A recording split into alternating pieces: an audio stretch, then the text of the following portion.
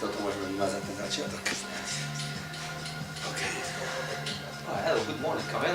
Nice to see you. Good morning, Tibor. Good morning. So we're going to have a bit of interview, okay? I will ask you a couple of questions, just try to answer it freely. So the first question, could you introduce yourself? Could you tell something about yourself? Who are you? Just last 10 years, or who are you at the moment?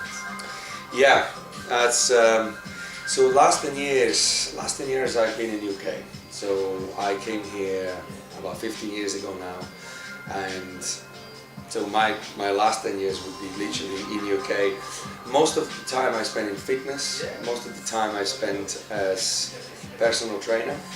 So I was training people in the city of London for the last 10 years, and it was quite a successful career. I always had enough clients from Monday to Friday to work, and always had time for my traveling before, and yeah, it was a very good lifestyle because I could be my own boss.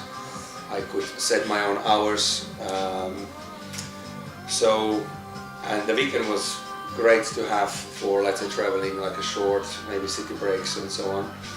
And it was in fitness basically helping people to get fit, to get stronger, and to just lead a happier and healthier lifestyle, really.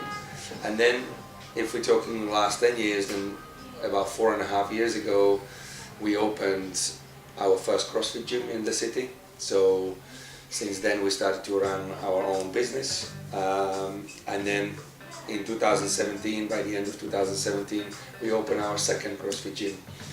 And so if you ask me who I am for the last 10 years, I'm fitness professional, trainer, coach, business owner, and that would be probably the main thing. But also, if we're talking in personal life, obviously, for the last 10 years I'm also married. I have a lovely son who is 2.5 years old, and a lovely wife, and we have another child literally on his way right now. Congratulations. Thank you. Fantastic. So how would you describe, or what would you say, what influenced you, what brought you to this point basically in your life? What was your main influence? How did you get to the business of fitness? Yeah, so into fitness, what influenced me was very much my father, because he was driving me. He really believed under the communism where we live, he really believed that only sport people are going to have a nicer life, better life. Sports people, if you are in sport, if you are, let's say, a representative, we used to call it, here they call it maybe a person who is in national team, someone who would be high up, who would be maybe champion in Slovakia, would get special privileges in a way. He could be traveling the world more often, whereas we were not allowed to travel that much. So he had this belief that the way how to get better life would be through being really good sportsman. So he was pushing me, and I started I was doing swimming, then I was doing ping pong, then I was doing karate for 4 years as well. And then I got to special sports school in Slovakia. We had this special sports school which was literally fitted around training. So training was most important, then school, and then training again. So we would have 2 phases of training. And I got to this school as athlete, like a track and field athlete, but after 2 years we made this major decision that I switched into wrestling. We did the same school, but we had wrestlers in our class, and I switched. And within a year I was able to be the national champion in my age category and weight category, which was excellent. It was the last Czechoslovakian champion, 1992 it was, and 1993 in January we split from Czech Republic. So that was an excellent moment, and I think that was the moment which made me realize that I'm going to stay with wrestling, and I stayed for 20 years.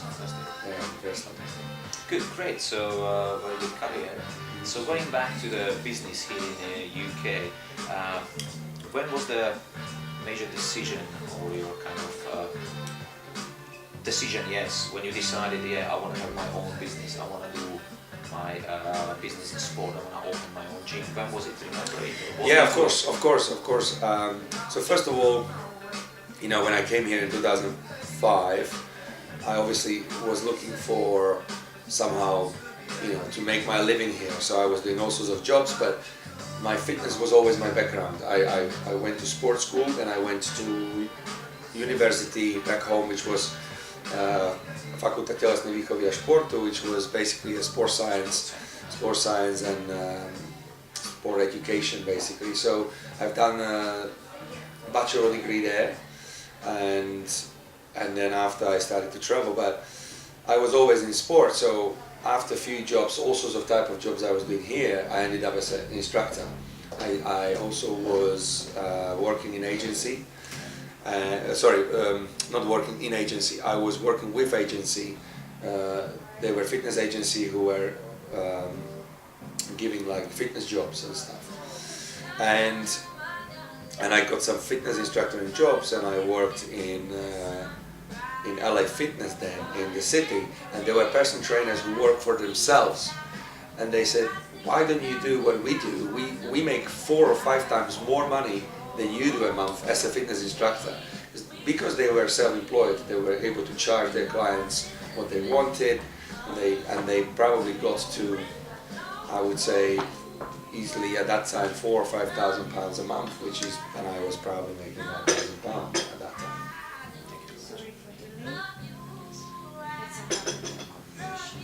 Thank you.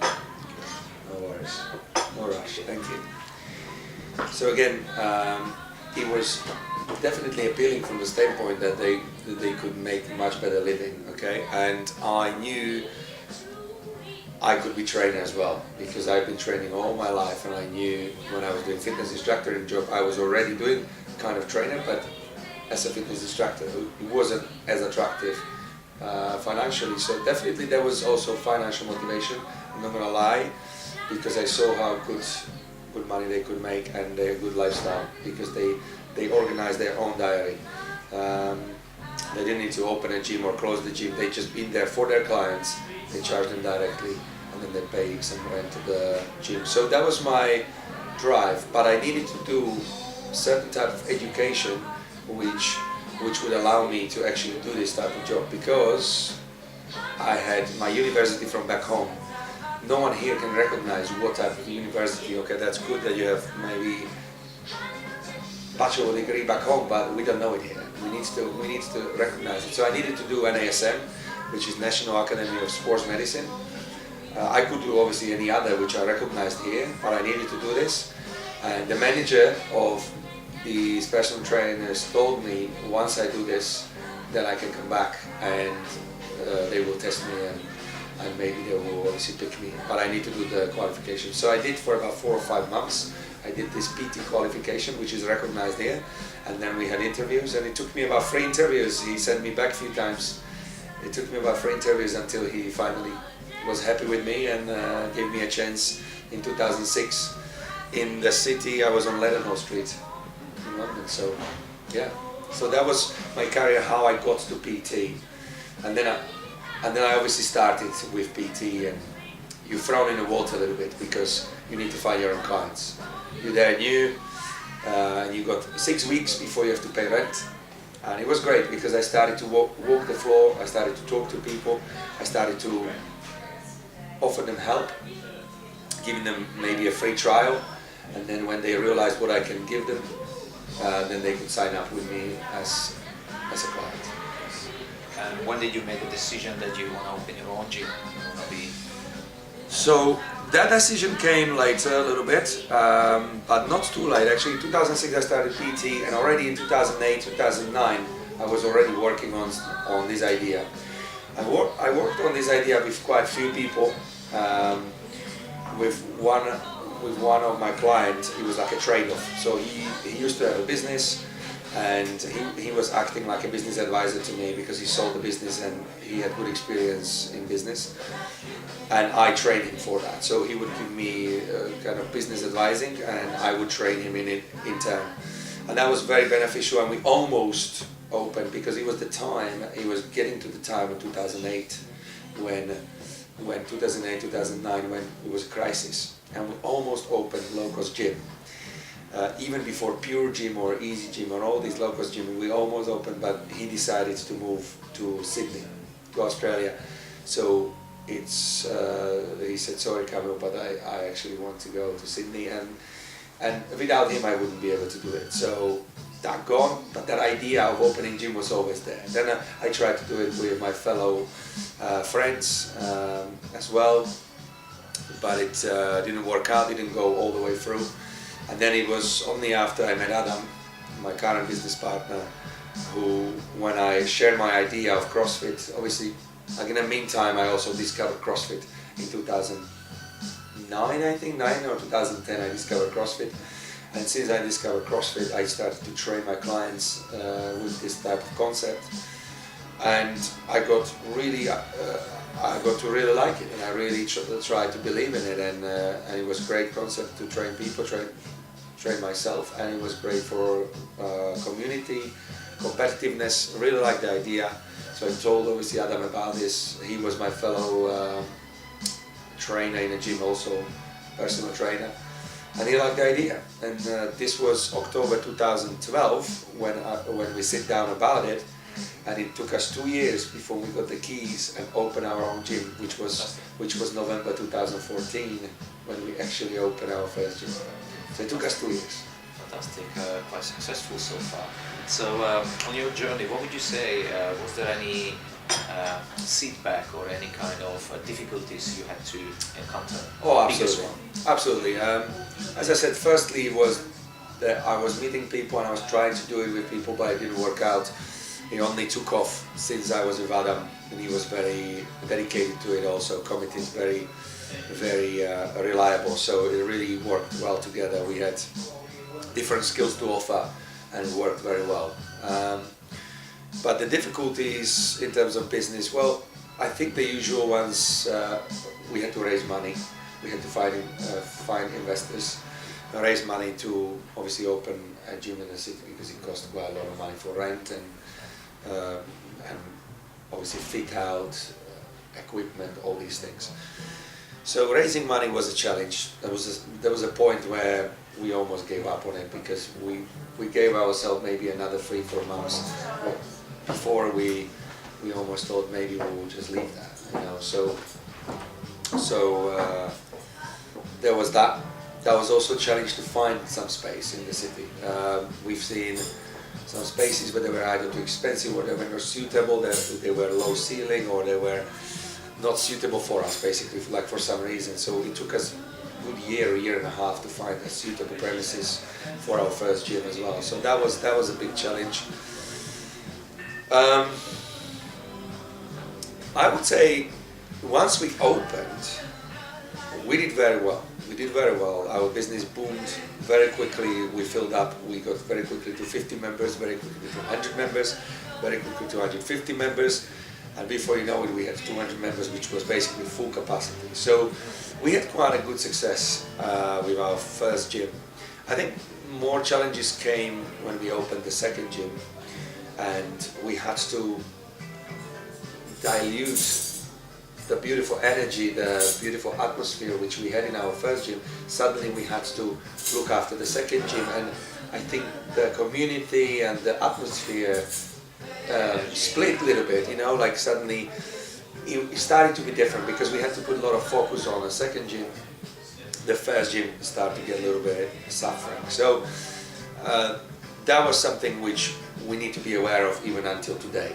This is what we really need to make sure, that both gyms are nicely covered, that both have good communities. Ideally, we try to bring the communities together, and often we do parties. That doesn't mean that they can't compete. Let's say the guys from one gym to the other, you know, we can have obviously friendly competition, but at the end of the day, we are one community. We are CrossFit Ogden and CrossFit Ogden East. It's one community. And that's how we are trying to keep it. So fantastic, and my next question would be basically, what's the next step from here? Obviously you're quite successful. What's your next step from here? Where would you go? Where would you like to go? Where would you like to take? your business from here? Yeah, so next step from here, right now as it stands, Adam took a little bit of a role of the management, and so he's more of managing the gyms, and that gives me that allows me a kind of opportunity to go into areas which I would like to explore. And one of them is certainly coaching. I started already study about coaching, and most importantly, I started to practice coaching with people. What kind of coaching is it? Very good question. So definitely health coaching, which obviously is my background. So any kind of health coaching to improve lifestyle, to improve their fitness, to improve nutrition. So that type of coaching certainly is there. Also business coaching, because I just recently wrote a book about how to open and run a gym. Obviously wanted to just give my knowledge which I have. I wanted to put it on a paper and just share with others, because what's the point to keep it? If someone else can benefit from it, then that's great. So I publish it on Amazon. Everyone can just buy my book on Amazon. And the name of the book is Fit for Purpose. Fit for Purpose. And therefore, the coaching could be also for people who want to have like one-on-one coaching. It could be for really ambitious and driven, let's say, trainers, or like people who are in fitness industry really want to open their own place. Or it could be for existing owners of some gym, but they struggle in some area and they need some help. They need some new ideas, or they need this coaching or this mentoring in terms of how to perhaps improve certain areas in their business, whether it's how to deal with coaches, or how to develop coaches, or how to for example keep the customers, or how to get better marketing, what things they could do to attract more people, how to keep the trainers and keep them motivated, how the gym should look like, the setup, what type of classes, what type of concept they should offer, all these things. So this is definitely my passion, to help people in this area. And thirdly, it's a little bit new area to me, but it's something which I've been always working on, which is kind of personal growth, life improvement. So definitely life coaching. So for people who really struggle with some area in their life, haven't got that kind of balance, and also for people who want to achieve certain goals and really struggle to get it going, or they stuck in some way and they really can't figure it out themselves. That's why the coach is there, because coaching to me is asking really powerful questions so I can extract their genius. It's not me telling them what to do, but it's me extracting your genius, because you already have a lot of knowledge, but it's from my questions. Maybe I bring you to places you've never been. You never even ask yourself that question. And often it's like, it's a shift in mindset. It's like, oh my God, I didn't even think about this. So I'm very fascinated about coaching. So that's something I would like to take this further on that side. I'm still involved with my CrossFit. I still coach on Thursdays members, because I want to have that. I want to keep that connection. I would keep myself sharp as a coach, as a physical coach, as a CrossFit coach. I still have meetings with Adam.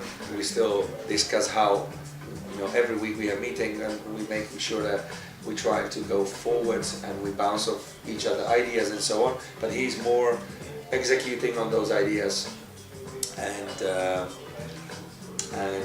I still have also personal training. I still have about 7-8 clients who I like to train, so I like that side of things. Obviously, develop them physically. So these would be my three main areas.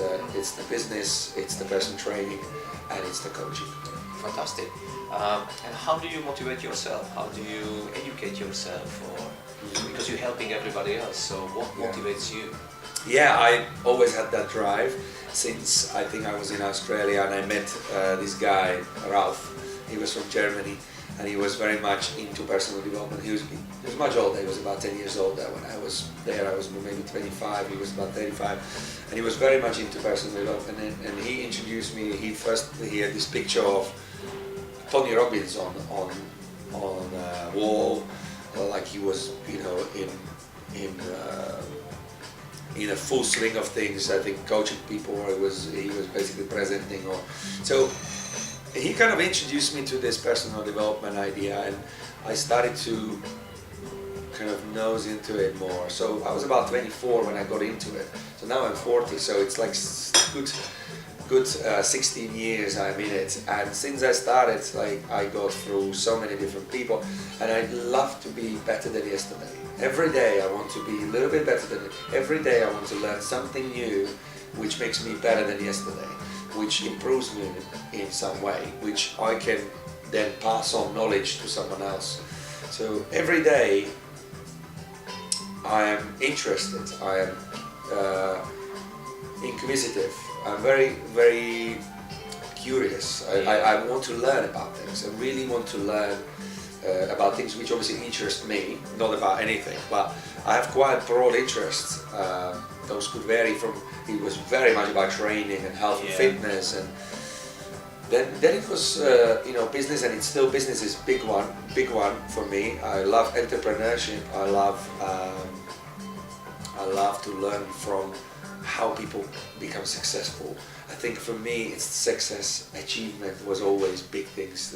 Always wanted to achieve, always wanted to be successful, always wanted to have a nice lifestyle, and be better and better, in all sorts of areas. So I've been always searching for books, I was always searching for seminars, workshops, meeting with like-minded people, so I would kind of bounce off ideas from people who are also interested.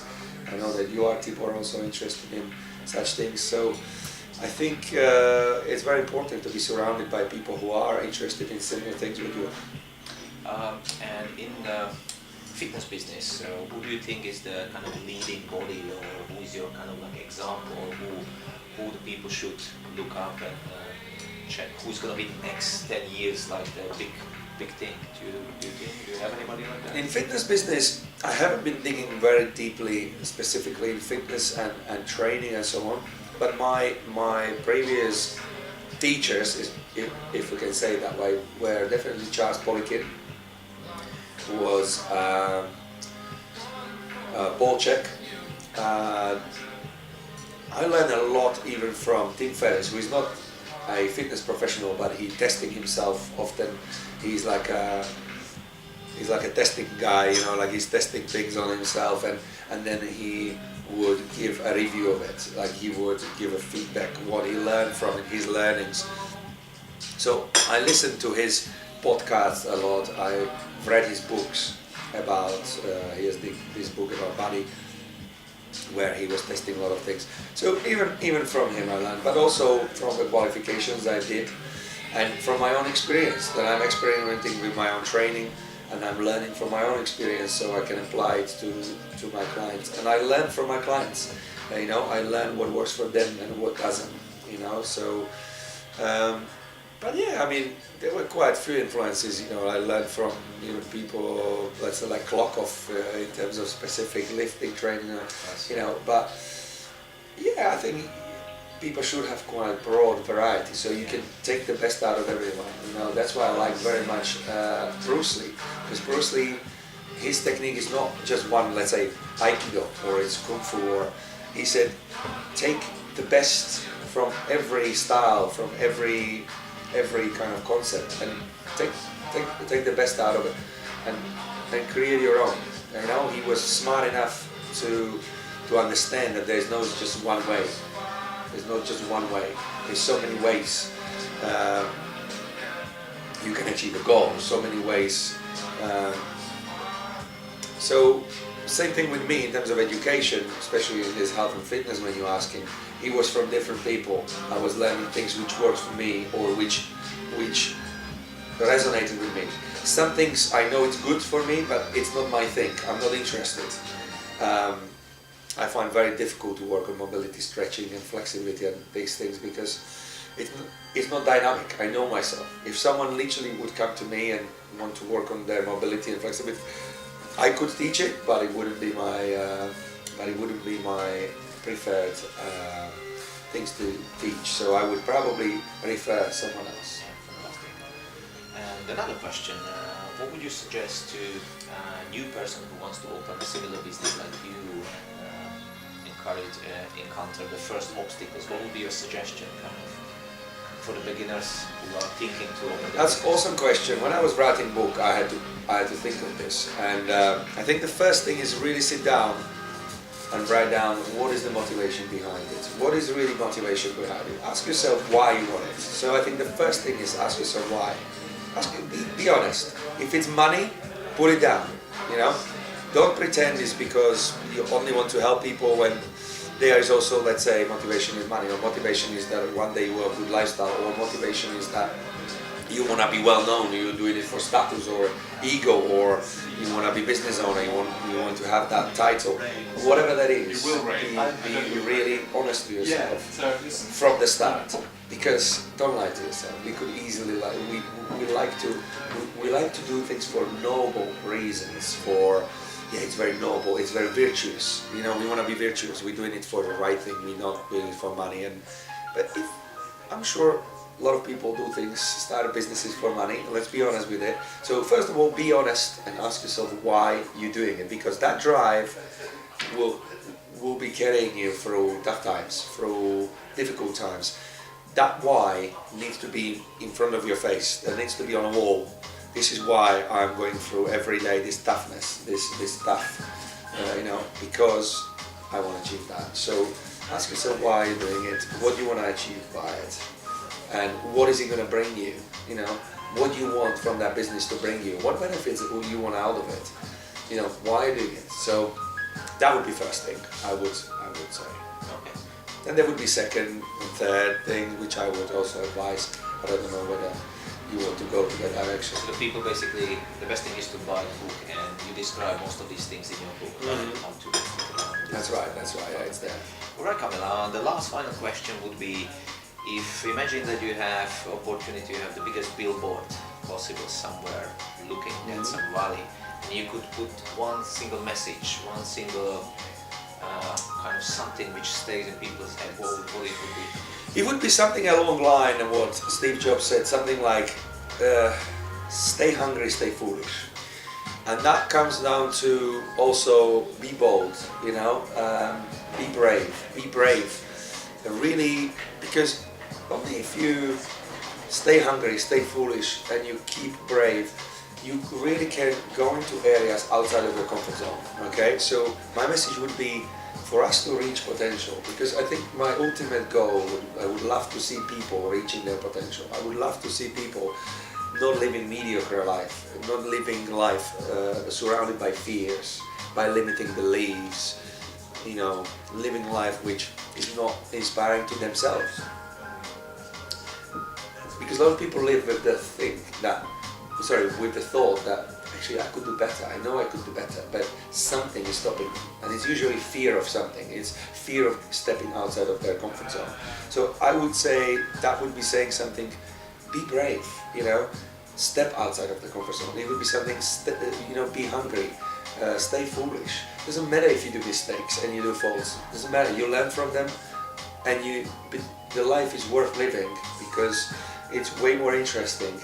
Your life is way more interesting when you go through new things and you learn and you stumble, you fail, but then you succeed.